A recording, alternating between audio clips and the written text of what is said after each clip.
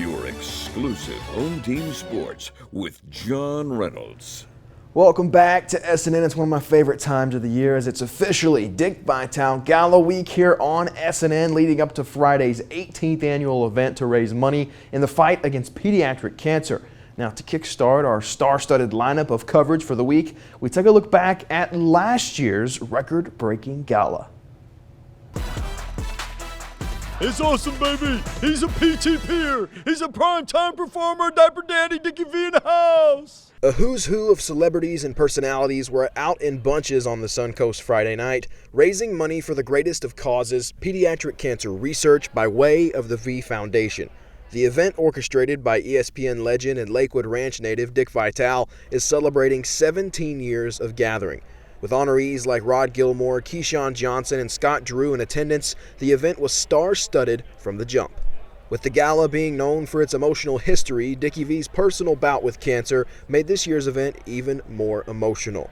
The expected Vitale tears were shed in bunches tonight, especially when he spoke of a terminally ill boy named Tony's final words to him concerning his cause. Walked in his room and tubes all through him and laid there, all kinds of medication, can barely talk, and he called me to his bed. I will never forget this as long as I live.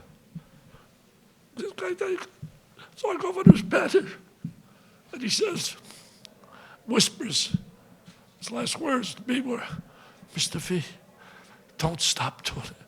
Don't let kids suffer like I have. My God, I promised him, I said, Tony, to my last breath, I'm gonna beg, I'm gonna plead for dollars. No kid should go through that." Much like tears are the norm when hearing such heart-wrenching stories, so are the laughs heard when gathering with old friends. Dick wasn't a great player. So he'd go out there and he'd dribble a basketball, and this is five-star where all the great players are there, and he would say, "And my mama said, Dickie, you have one eye. Put down the ball, Dickie, and go to school. Forget basketball. It'll get you nowhere, Dickie. You have one eye." And that was the way he ended his conversation. I never knew he had one eye until that point.